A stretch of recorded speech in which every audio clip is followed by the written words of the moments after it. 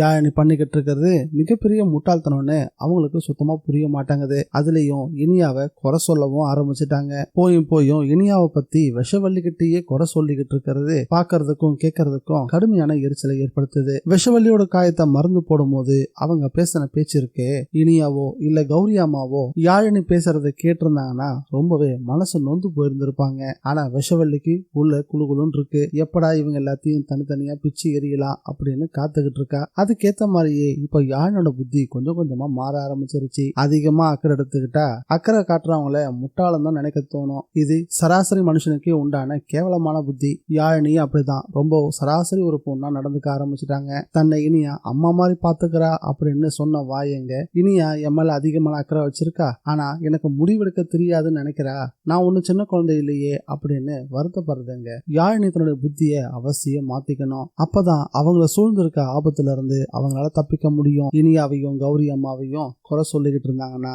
விஷவள்ளியால ஏற்பட போற விளைவை அவங்களால தடுக்கவே முடியாது. எப்போ இனியாவை பத்தி யாழினி தாங்கிட்டே குறை சொல்ல ஆரம்பிச்சாலோ இதுதான் சரியான வாய்ப்பா விஷவள்ளி பார்க்க ஆரம்பிப்பா. இதுக்கு மேல தாமதிக்க கூடாது. இந்த வீட்டுக்குள்ள எதுக்காக நுழைஞ்சோமோ அந்த வேலையை சரியா பார்க்கணும்னு. யாழினி, நீ பாக்குறதுக்கு ரொம்பவும் டயர்டா இருக்க, இரு நான் உனக்காக போய் பால் கொண்டு வரேன் அப்படின்னு வேகமா கிச்சனுக்கும் போனா. அந்த நேரத்துல கௌரி அம்மா கிச்சன்லயும் இல்ல.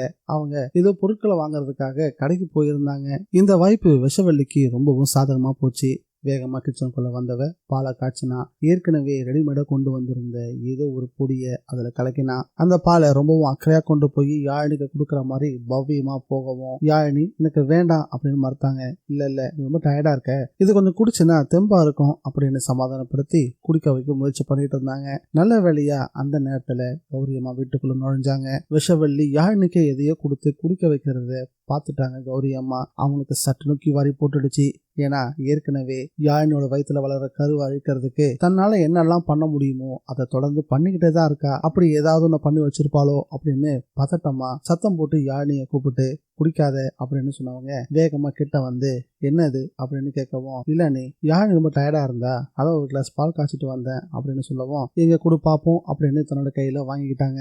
வாங்கி அதை ஸ்மெல் பண்ணியும் பார்த்தாங்க. இதுல எதுவும் கலந்திருக்க மாதிரி இருக்கு அப்படின்னு கேட்கவும், இல்லையே நான் எதுவுமே கலக்கலையே அப்படின்னு போய் சொல்லவும் ஆரம்பிச்சா. அதுல கலந்திருக்காளா இல்லையான்றது ரெண்டாம் பட்சம். விஷவள்ளி ஏதாவது குடிக்க கொடுத்தா அதை வாங்கி குடிக்கணும்ன்ற எந்த அவசியமும் யாழினிக்கு கிடையாது. எதை நம்ம செய்யக்கூடாதுன்னு சொல்றோமோ அதுதான் யாழினி செய்யறான்னு யாழினி மேலதான் கௌரி அம்மாவுக்கு சட்டனு கோவம் வந்துச்சு. ஏன் யாழினி, அமுதா கொடுக்குற எந்த ஒரு பொருளையும் வாங்கி குடிக்க கூடாதுன்னு நானும் சொன்னேன், இனியாவும் சொன்னா. அது உன் ஞாபகத்திலேயே இல்லையா? இவ எப்படிப்பட்டவன்னு உனக்கு தெரியும் தானே, ஏன் இப்படி பண்ணிக்கிட்டு இருக்க அப்படின்னு கடுமையா பேசவும் ஆரம்பிச்சாங்க. இனியாவும் சரி கௌரி அம்மாவும் சரி தன்னை ஏதோ சின்ன பிள்ளையை பாக்குற மாதிரி பாக்குறாங்க. தனக்கு முடிவெடுக்க தெரியாது அப்படின்னு நினைச்சுக்கிட்டு இருக்காங்கன்னு ஏற்கனவே கோவத்துல இருந்த யாழினிக்கு கௌரி அம்மாவோட பேச்சு மறுபடியும் அதீதமான கோவத்தை உருவாக்க ஆரம்பிச்சது. யாழினி தன்னுடைய கோவத்தை வெளிக்காட்டுறதுக்கு முன்னாடி விஷவள்ளி முந்துகிட்டா. ஆமா யாழினி, நான் தான் புத்தி இல்லாம பண்ணிட்டேன், தேவையில்லாம நான் தான் பால் கொண்டு வந்து கொடுத்து உனக்கு சங்கடத்தை ஏற்படுத்திட்டேன் அப்படின்னு அவ கொடுத்த பாலை தன் கையாலே வாங்கிக்கிட்டு நேரா அதை கிச்சன்ல கொண்டு போய் கொட்டவும் செஞ்சுட்டா. இந்த வீடியோ பிடிச்சிருந்தா லைக் பண்ணுங்க, ஷேர் பண்ணுங்க. டிஎன்விஜி ரிவ்யூவை மறக்காம சப்ஸ்கிரைப் பண்ணி வச்சுக்கோங்க. மீண்டும் அடுத்த வீடியோல சந்திக்கலாம். Bye guys.